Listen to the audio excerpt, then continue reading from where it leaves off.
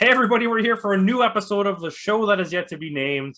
I'm here with Putty and JD, and their stuff will be in the description. We're here with kind of sad news, but we're going to try to make it happy news. Legendary actor Ray Liotta passed away the other day, and we said, let's do a top 5 list of Ray Liotta movies and, honor him a little bit. So we'll just jump right into it, and we're going to go the other way. So, Putty, you can go first. Okay.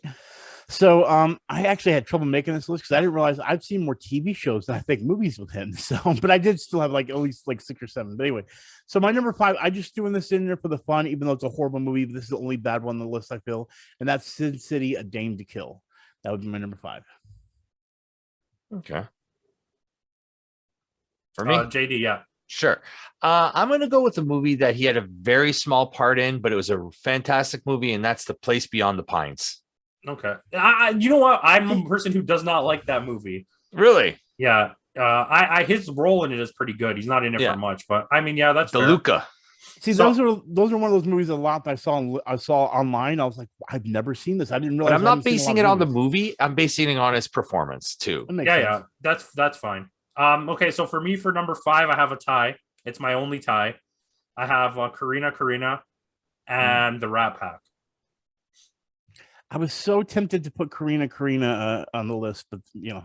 I just like a movie that it was always on TBS. Always. Yes, it was. So it's like I watch it so many times, you become attached to the characters, right? So, and the Rat Pack is a really underrated biopic.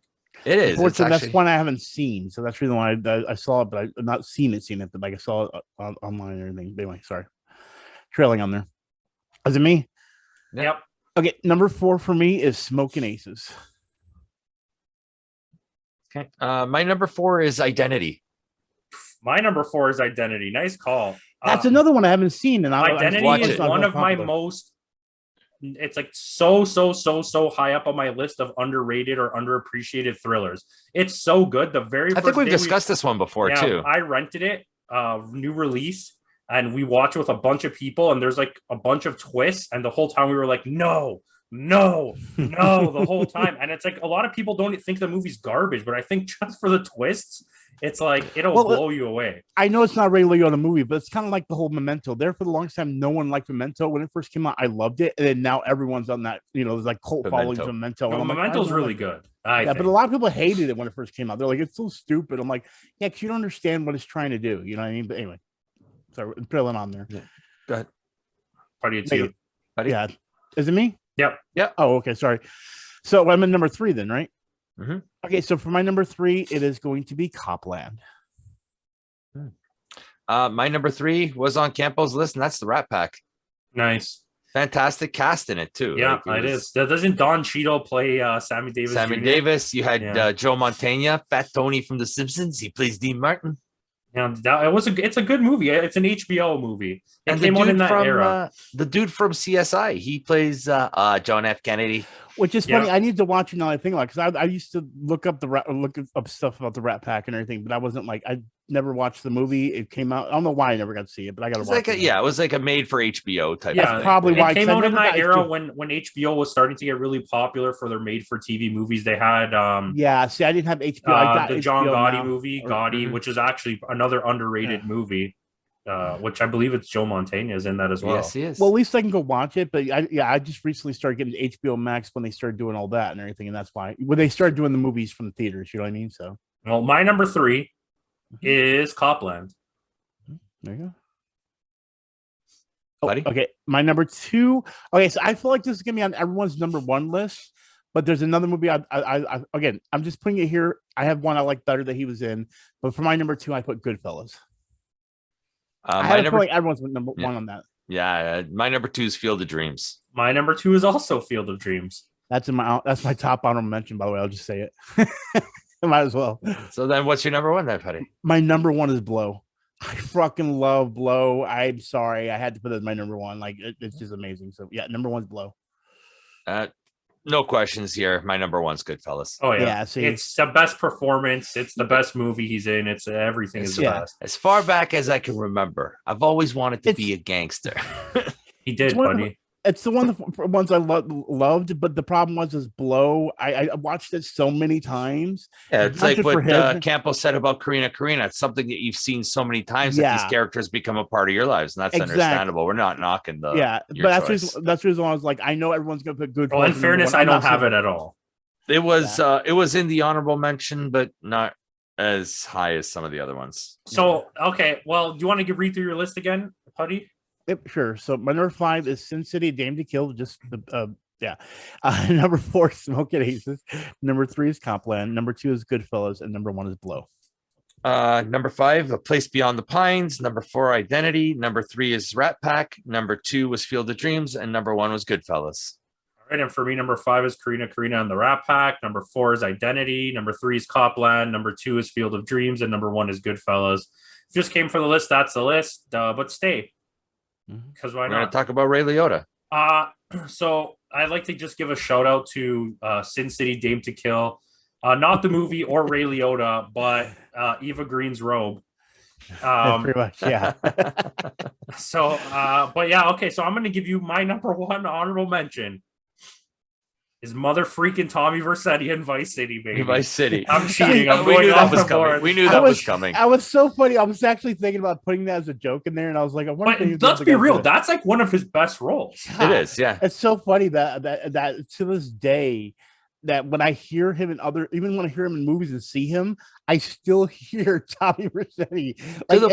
To the point when GTA 5 came out, they actually thought that was Ray Liotta as an older version of Tommy Vercetti. So it's funny you say that, because I was also going to ask, like, when we do that, I actually looked at the list and I said, "Is it best role he was in?" Because we didn't do TV, and there's a bunch of TV stuff he did I love too. Yeah, I stuck away from the TV. Yeah, I wanted to do this so he's badly. done some half decent TV work. He's done some good stuff. Yeah, he has a lot of good cameos in comedy sitcoms. But most of his roles are like supporting roles. So like all the roles I picked were like the closest you could get to him being like a lead actor, and it wasn't a bad movie. Yeah. Because like Goodfellas is like Goodfellas. But okay, so do you somebody want to name one honorable mention? I'll name mine because it's not on a lot of people's list probably, and that's Marriage Story. That's a good choice. Not on my list, surprisingly. There you go. Wrong. See, Putty. Well, you guys already named Field of Dreams. That was my top honorable mention. The only other one I had for him, again, I realized it was all TV I saw, so it was Muppets from Space. I mean, it's a good movie. It was great in it. You know, it's a great movie. I flipping love. Okay, let's be honest. I actually love all the Muppets movies. We should do a Muppet tier list. Oh, I'm down for that. 100%. Okay, so I'll give one. Killing Them Softly. He has a really small role in it, but it's a super underrated movie that almost nobody saw. And his little role in it is so good. Like, I really like him in that. Jay, do you have any other ones since Putty doesn't have anymore? Well, I mean, all my honorable mentions except a couple. I want to. Dominic and Eugene was a fantastic movie. That's a good choice. That's another movie that people don't even know about. Yeah, it was one of his earlier films. Yeah, wasn't it right after Goodfellas? Around the same time, yeah. Yeah. If it wasn't right after, it was right Goodfellas before. Goodfellas is when he got popular. Yeah, of course, yeah. That was what, 88, 89? No, 90, I think. Okay. I think it was 90. Because what was Terminator 2? 91? 91. Yeah, so it was the year before that. Okay, so yeah.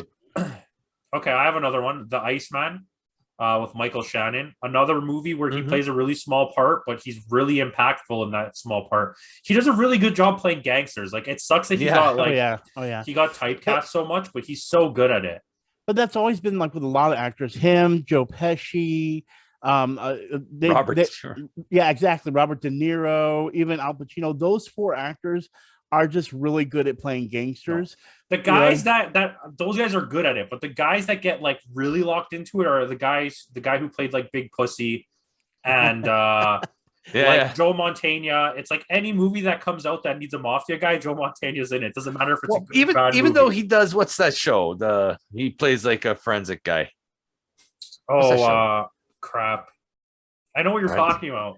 Forensic File. I don't know what show. Well, it's kind of I like think that's what it is. I think it depends on where you go because I feel like you got to think there for the longest. Steve Buscemi was all about that, but then like Adam Sandler basically was the one that took him away from the whole being a mob boss or some kind of killer assassin. You know what I mean? That kind Criminal Minds. Criminal Minds. Listen, Steve Buscemi in Ghost World is the best performance of his career, I agree. other than maybe Big Lebowski. That's another list. Steve Shut Buscemi the would be fuck good. up, Donnie. Donnie. Okay, I have another one. Do you have any more? Sure. I got one more. Okay, go. Hannibal.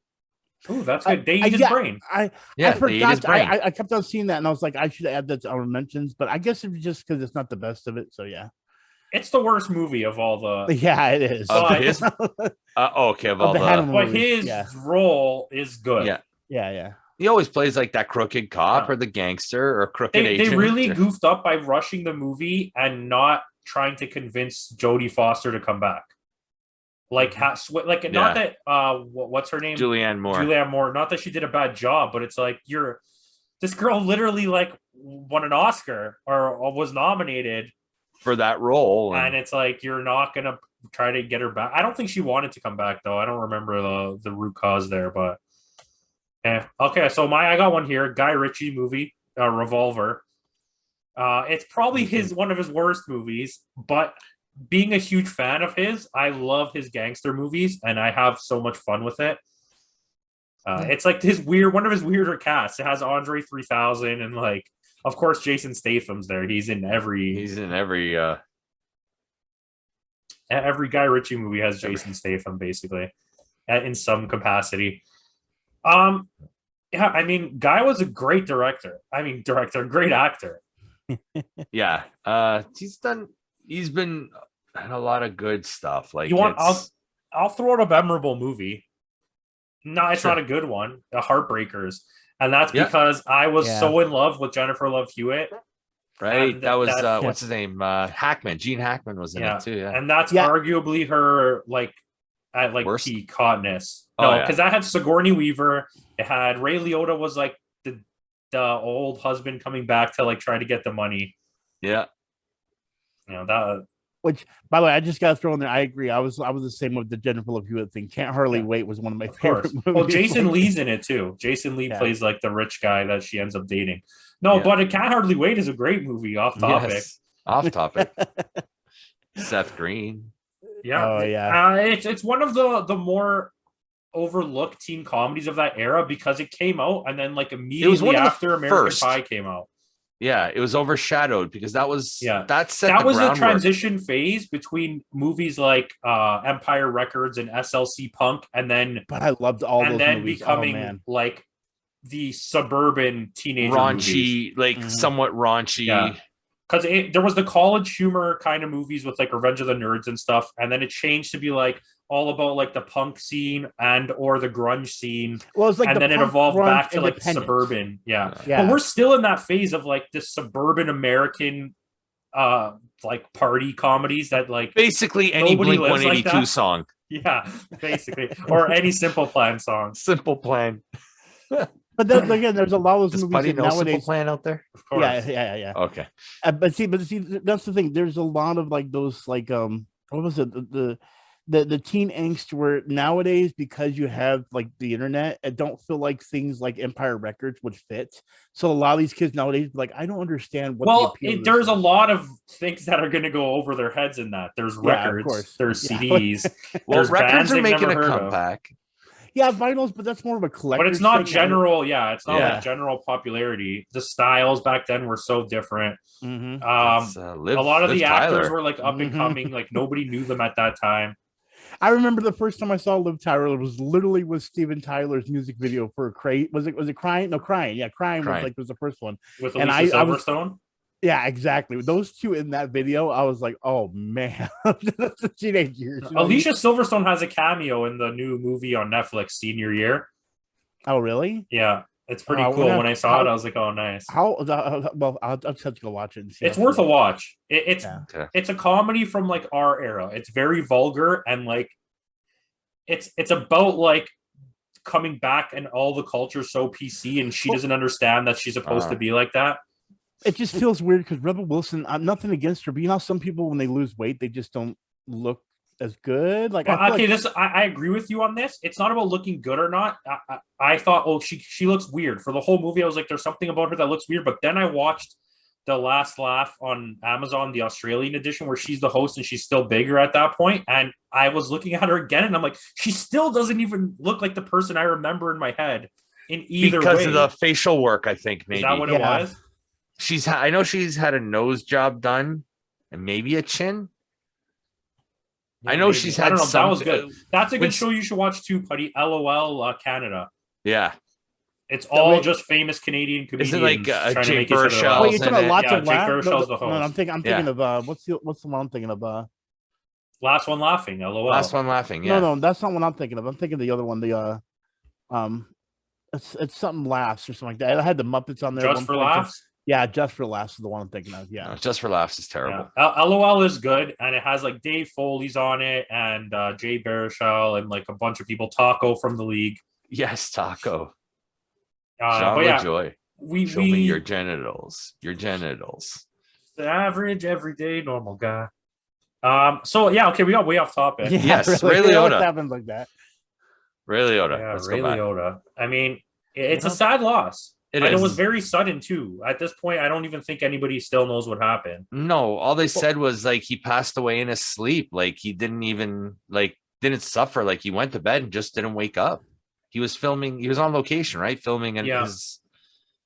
Well, here's the thing. When you guys told me about it, and this, since we are talking about the whole thing with death, with celebrities, things of that nature, it's been happening a lot. But then I reminded myself, because I did some research, and I'm like, why is it that it feels like a lot more people are dying as I'm getting older? And then even I just reminded, even with my own parents, that it happened a lot before, but the internet is so prominent that the thing is for us, what we would know about deaths is we would watch like the Oscars back in the day, and they would say in memoriam, and you'd be like, oh, I didn't know that guy died, because the news would not be. I think it's not just that too. I think it also has a lot to do with when we were younger, the people that died, we didn't care about.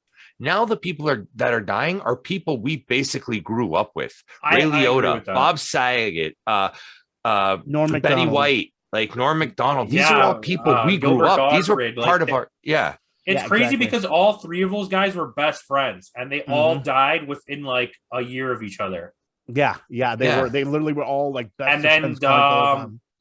The drummer from Foo Fighters. Tyler Hawkins. Oh, there you go. I always forget his last name. And then the other night that you posted the keyboardist from Depeche Mode. This is and the drummer from Yes. Yeah. Wow, I didn't even know legendary. Yeah. But it's like, okay, no, this is the thing, and I agree with what Putty's saying and with what you're saying, but I'm gonna double down on it. In the 60s and 70s became the highest point of fame for people in the world because we finally got TVs and it was more relatable. There was more movies being made, there was more bands, like music became uber popular post Beatles all around the world. And then now we're getting to the point where all of those people are nearing the end of their lives. So that's that's why it's happening, because it's like even then Ray Liotta was only 67. I agree, but this stuff happens. But there's this whole thing in Japan. So Japan's population is 100 and something million. Okay, they're saying in the next, I think it's 30 years, because it's going to be 1/3. 60% of their population is like over 50 years old. So they're going to drop down to like 60 million people within the next 100 years. They're going to lose more than half of their population because their childbirth rate is so low because it's so expensive to live there. And the way of life is so hard that you have no time to have kids or families. So it's like, and that's a good example of it. Yeah. Well, I think also the baby boom is over. Well, I think also thinking in perspective, let's say maybe like 40 years from now, the celebrities that would be like maybe close to my age or like a little bit less than, what's going to end up happening, because we have more celebrities with YouTube and Twitch and things of that nature, and just, public figures out there that wouldn't have been famous back in the day, like Kardashians, things of that nature, that we're going to see a flux 20 to 30 years from now, where it's gonna be like literally every single day there's gonna be news. Oh, dead actor. It's already almost at that point. Oh Yeah. And that's the thing. We're almost at that point, but I'm saying it's literally it's going to be more because there's more famous people now. Yeah, and there's always that thing where like, oh, I've seen him one time. I may not be a big fan, but it's like, oh man, I actually liked one thing he did, and it hits me there more. You know what I mean? Now because I've seen more people. Does that make sense? Like, it was like, what was it? It was it 09, 2010. There was like that string of like all these famous people died. It was a 2000. I think it was 09. That was the year like where Prince died and all that. No, that's the one with Michael Jackson, Billy Mays, Brittany Murphy, Ricardo Montalban, Dom DeLuise, Natasha Richardson died in that freak accident. That was all in 2009, I think. I think it's 2019 was worse. There's one year, 2018 or 2019, where just like people were just dropping like flies.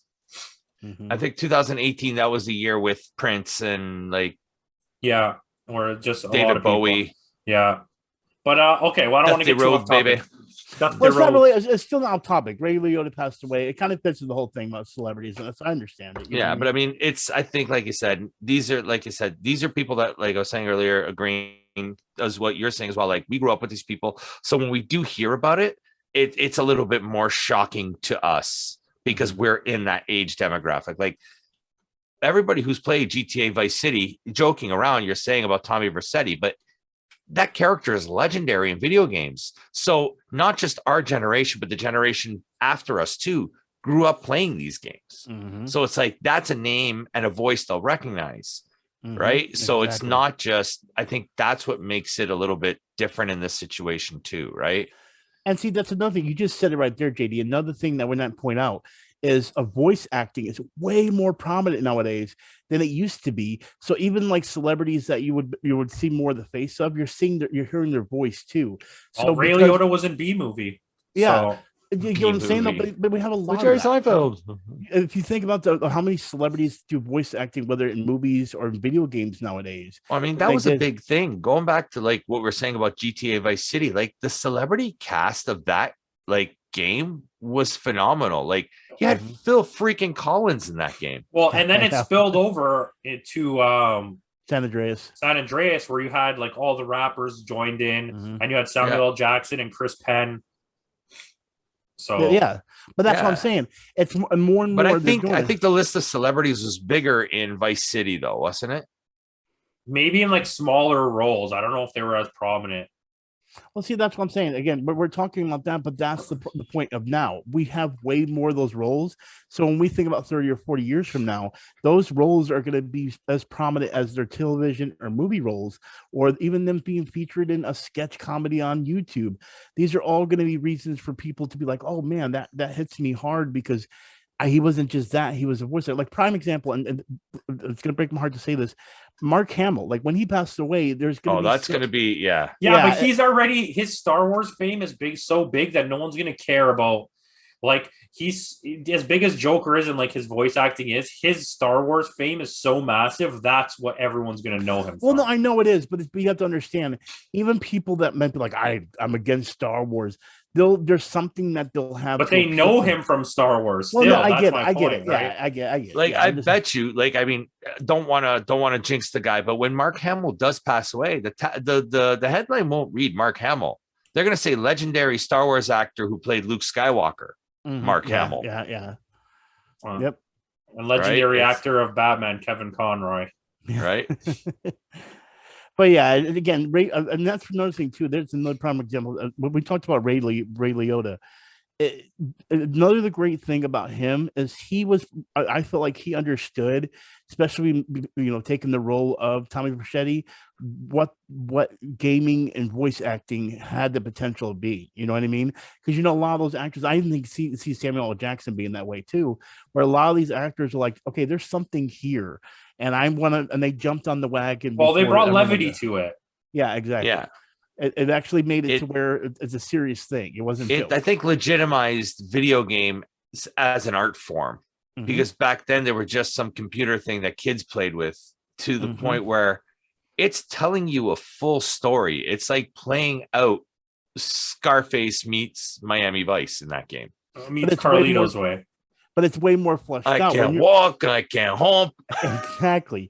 But see, it's more fleshed out too, because you got to think about it. It's interactive. So you get to make the decisions. And because you get to make those decisions, you get to play out the story how you want to. And that means you literally like played the role of not just Tommy Vercetti, but like I remember when I played it and heard Ray Liotta's voice and then would go watch a movie or something like that. I'd go back to that game and I might have a moment where I'm like, I feel like I'm in Goodfellas because I hear his voice. So you get what I'm saying? Like, well, the fact that his name in the game is Tommy and Joe Pesci in the movies, Tommy. Exactly. Right. So everything is done intentionally. Like the lawyer guy is Sean Penn from Carlito's Way. Yes, it is. Even though it's played by William Fichtner. Yeah. Well, he's a good actor too. Yeah. No, but I mean that's the thing. Like it's like there was a big like Dennis Hopper was in it. Sure like, at that Tom era, Sizemore. I'm sure you were not pulling friggin' Sean Penn at that point. No. But that was definitely inspired by like I mean just the dynamic between Tommy Vercetti and Lance Vance was the dynamic between Don Johnson and Philip Michael Thomas. Yeah, that's directly supposed to be that. And it is Philip Michael Thomas. Right? Yeah. So it's like that's Lance exactly becomes what a really important character as that series goes on. Because Vice City Stories is about Lance, isn't it? It's about his brother. His brother. Yeah. Vic Vance. Trying to save Lance. No. But spoiler for a 20-year-old game. That's all I have. Do you guys have anything else? No, I told you that's no. it. You know, Tommy, you're a funny guy. Funny how? What do you mean I'm funny, huh? What am I, clown? Do I amuse you? It's just You know, just the way you tell a story. You're just funny. All right. Well, before we get demonetized, guys, let us know what your favorite Ray Liotta movie is if you've made it this far. Darren, what are you doing? That was all the money we had. Exactly. Anyways, thank you for watching and check out their channels. Peace out.